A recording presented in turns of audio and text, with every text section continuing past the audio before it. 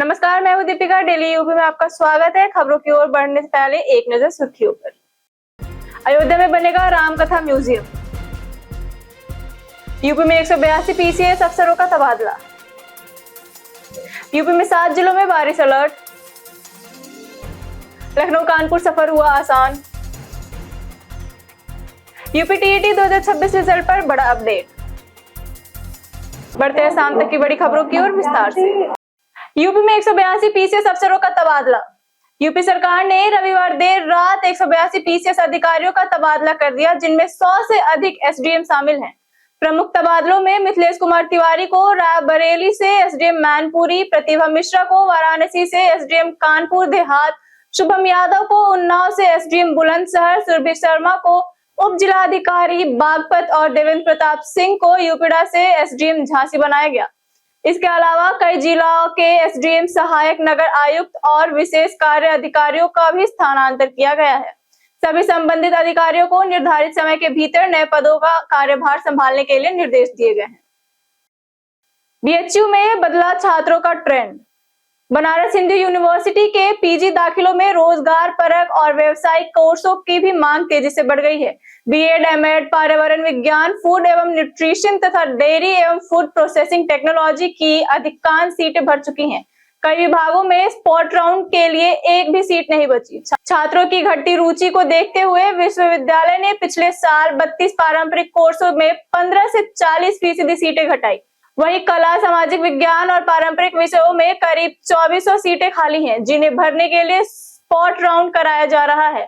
नियमित कक्षाएं 30 जुलाई से शुरू होंगी। अयोध्या में बनेगा रामकथा म्यूजियम।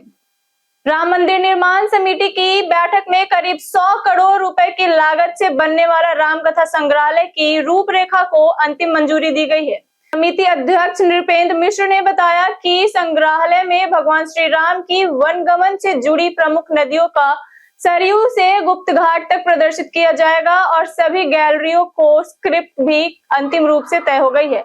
श्रद्धालुओं की सुविधाओं पर भी विस्तार से चर्चा हुए। उन्होंने कहा कि राम मंदिर निर्माण की अनुमानित लागत 1600 से 1800 करोड़ रुपए है। 22 जुलाई को ट्रस्ट बैठक से सीईओ नियुक्त और अन्य प्रशासनिक विषयों पर अंतिम निर्णय लिया जाएगा।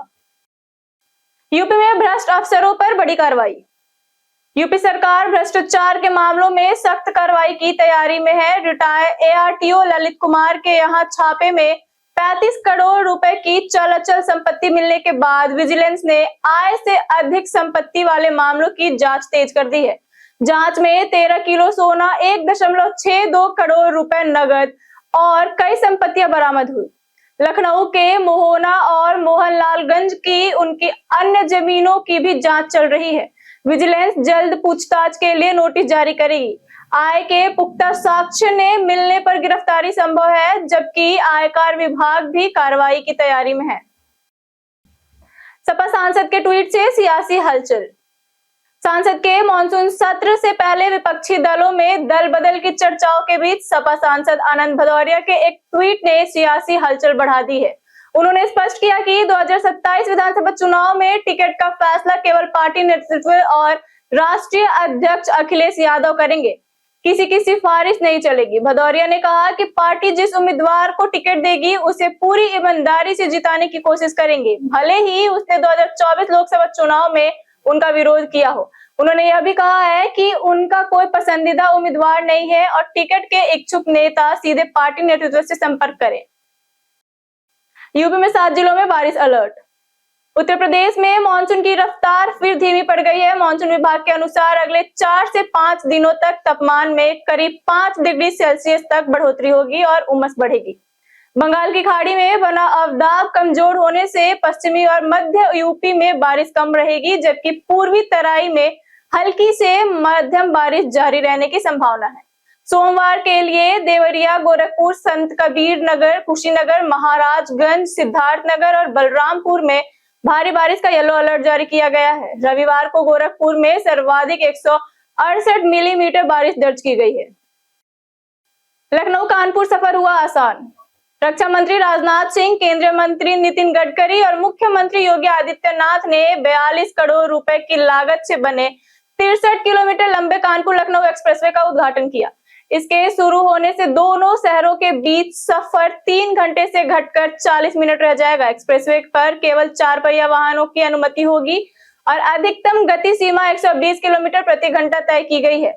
सुरक्षा के लिए 63 हाई रिजोल्यूशन सीसीटीवी कैमरे, 2 कंट्रोल रूम और 6 इंटरचेंज बनाए गए हैं। एक तरफ का टोल कार किराया 275 रुपए, लाइट कमर्शियल वाहन के लिए 445 रुपए, बस ट्रक के लिए 935 रुपए और भारी वाहन के लिए 1020 रुपए रहेगा। मेरठ बना युवाओं का स्टार्टअप हब। मेरठ में मुख्यमंत्री स्टार्टअप योजना और स्टैंड अप इंडिया जैसी योजनाओं से स्वरोजगार को बढ़ावा मिला है। इन योजनाओं की मदद से युवा और महिला उद्यमी अपना कारोबार शुरू कर रोजगार के नए अवसर पैदा कर रहे हैं। युवा उद्यमी राजकुमार ठाकुर ने 10,000 रुपए से मोमोज का व्यवसाय शुरू किया था। मुख्यमंत्री स्टार्टअप योजना के तहत 5 लाख रुपए का ऋण मिलने के बाद उन्होंने आधुनिक मिशन लगाई। अब उनकी फैक्ट्री में प्रतिदिन 6 से 7,000 मोमोज तैयार होते हैं। 30 से 35 आउटलेट पर सप्लाई होती है। अप्रत्यक्ष रूप से लगभग 50 लोगों को रोजगार मिल रहा है। यूपी में फिर बढ़ी कोरोना की चिंता। यूपी के वाराणसी में कोरोना का नया मामला सामने आया है। आशापुर निवासी 27 वर्षीय युवक को सांस लेने में परेशानी के बाद कोविड-19 पॉजिटिव पाया गया, जिसके बाद उसे बीएचयू अस्पताल में भर्ती कराया गया है। डॉक्टरों के अनुसार हर महीने 1-2 नए कोविड मरीज मिल रहे हैं, जिससे स्पष्ट है कि वायरस अब भी मौजूद है। प्रोफेसर गोपाल नाथ ने बताया कि वैक्सीनेशन के बाद कारण संक्रमण पहले जितना गंभीर नहीं रहा। उन्होंने बुजुर्गों, गर्भवती महिलाओं और गंभीर बीमारियों से पीड़ित लोगों को विशेष सावधानी बरतने की सलाह दी है। बुखार, खांसी, गले में खराश या सांस लेने में दिक्कत होने पर तुरंत जांच कराएं, मास्क पहने और हाथों की स्वच्छता बनाए रखें। यूपी टीईटी 2026 रिजल्ट पर बड़ा अपडेट। यूपी टीईटी 2026 परीक्षा में शामिल 17 लाख से अधिक अभ्यर्थियों के लिए राहत की खबर है। उत्तर प्रदेश शिक्षा सेवा चयन आयोग तेजी से ओएमआर सीटों का मूल्यांकन कर रहा है और 20 जुलाई तक जांच पूरी करने का लक्ष्य रखा गया है। इसके बाद 1 सप्ताह के भीतर रिजल्ट जारी होने की संभावना है। हालांकि अंतिम परिणाम से पहले आयोग को प्रोविजनल आंसर की पर मिली आपत्तियों का निस्तारण करना होगा। सबसे ज्यादा आपत्तियां गणित के 8 प्रश्नों पर दर्ज हुई है। अभ्यर्थियों ने एनसीईआरटी पुस्तकों के आधार पर गणित, हिंदी और संस्कृत के कई उत्तरों को चुनौती दी है। यूपी एसटीएफ ने सहायक बोरिंग टेक्नीशियन मुख्य परीक्षा में इलेक्ट्रॉनिक डिवाइस से नकल कराने वाले गिरोह का भांडाफोड़ करते हुए 3 अभ्यर्थियों समेत 13 आरोपियों को गिरफ्तार किया। उनके पास से 4 इलेक्ट्रॉनिक डिवाइस बरामद हुई। कार्रवाई वाराणसी के 2 परीक्षा केंद्रों और प्रयागराज में की गई। गिरोह माइक्रो डिवाइस के जरिए सालवारों से प्रश्न पत्र हल कराकर अभ्यर्थियों से भारी रकम वसूलता था।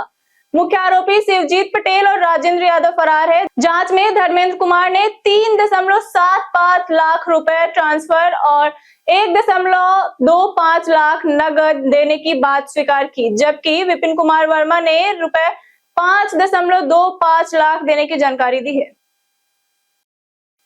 पेट्रोल चोरी कर बेचने वाला गैंग गिरफ्तार। लखनऊ क्राइम ब्रांच ने ऑपरेशन एथनॉल सील्ड के तहत पेट्रोल डीजल चोरी और मिलावट करने वाले गिरोह का भांडाफोड़ किया। मलिहाबाद में 4 आरोपियों को गिरफ्तार किया गया है। गिरोह टैंकरों से ईंधन चोरी कर उसमें खतरनाक सॉल्वेंट मिलाकर बाजार में बेचता था। पुलिस ने 7,750 litre petrol, 4,000 litre diesel, 1,150 litre मिश्रित पेट्रोल, 3,200 लीटर सॉल्वेंट और चोरी के उपकरण बरामद किए। जांच में खुलासा हुआ कि टैंकर चालक ने रास्ते में ईंधन निकालकर तेल बेचते थे। पुलिस अब इसे रैकेट से जुड़े अन्य आरोपियों और मिलावटी ईंधन खरीदने वाले पेट्रोल पंपों की जांच कर रही है। यूपी सरकार का फार्मेसी कॉलेजों पर वार। यूपी में फार्मेसी डिप्लोमा में प्रवेश लेने वाले अभ्यर्थियों को निर्धारित फीस ही देनी होगी। संयुक्त प्रवेश परीक्षा परिषद ने निजी संस्थानों को अधिक शुल्क वसूलने पर मान्यता रद्द करने की चेतावनी दी है। प्रदेश के करीब 1800 संस्थानों में 1.20 लाख सीटों पर प्रवेश होंगे। राजकीय संस्थानों की वार्षिक फीस 12,000 रुपए और निजी संस्थानों की 45,000 रुपए तय है। 24 जुलाई से 15 सितंबर तक ऑनलाइन काउंसलिंग होगी। अधिक फीस मांगने पर अभ्यर्थी परिषद या संबंधित जिलाधिकारी से शिकायत कर सकते हैं। दोषी संस्थानों के खिलाफ सख्त कार्रवाई की जाएगी। परिषद ने स्पष्ट निर्देश जारी किए हैं। बीजेपी काट सकती है 40% विधायकों की टिकट। भाजपा के राष्ट्रीय अध्यक्ष नितिन नवीन ने यूपी दौरे में संकेत दिए कि 2027 विधानसभा चुनाव में केवल जिताऊ उम्मीदवार को टिकट मिलेगा। उन्होंने कहा कि टिकट काटने पर भी कार्यकर्ताओं और नेताओं को पार्टी जिताने के लिए काम करना होगा। केंद्रीय नेतृत्व के सर्वे के आधार पर खराब प्रदर्शन, कार्यकर्ताओं की नाराजगी, क्षेत्र में निष्क्रियता, सांसदों से टकराव, 70 वर्ष से अधिक उम्र, संगठन विरोधी बयान और लोकसभा चुनाव में कमजोर प्रदर्शन जैसे 6 मानकों पर करीब 40% विधायकों के टिकट कट सकते हैं। कम अंतर से जीतने वाले विधायकों की भी समीक्षा होगी। भाजपा नए चेहरे पर भी दांव लगाएंगी। ब्लैक सूट में बेबी बॉस का जलवा। भारतीय क्रिकेट के युवा खिलाड़ी वैभव सूर्यवंशी ने विंबलडन फाइनल के दौरान अपने स्टाइलिश ब्लैक सूट और काले चश्मे से सभी का ध्यान खींचा। ऑल इंग्लैंड क्लब पहुंचे वैभव के साथ युवराज सिंह और अभिषेक शर्मा भी मौजूद थे। ड्रेसिंग सेंस की तारीफ पर वैभव ने मजाकिया अंदाज में कहा कि उन्होंने जल्दी में जो मिला वही पहन लिया। उन्होंने अपने लुक का श्रेय अभिषेक शर्मा को दिया। टेनिस में डबल्स पार्टनर के सवाल पर भी उन्होंने अभिषेक का नाम लिया। वैभव ने यानिक सिनर के चैंपियन बनने की भविष्यवाणी की, जो आखिरकार सही साबित हुई।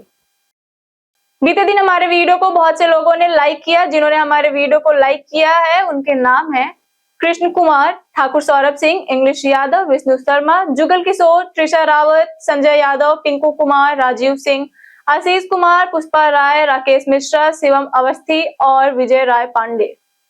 इसी के साथ बढ़ते हैं आज के सवाल की ओर। आज का सवाल है, क्या मोबाइल की लत युवाओं की पढ़ाई पर असर डाल रही है? आप अपना जवाब हमें हमारे कमेंट सेक्शन में लिखकर बता सकते हैं। आज के लिए इतना ही। उत्तर प्रदेश के तमाम खबरों के साथ बने रहने के लिए देखते रहिए डेली यूपी। और साथ ही अगर आप यूट्यूब चैनल पर देख रहे हैं तो चैनल को सब्सक्राइब करें, और अगर आप फेसबुक पेज पर देख रहे हैं तो लाइक और फॉलो जरूर करें। धन्यवाद।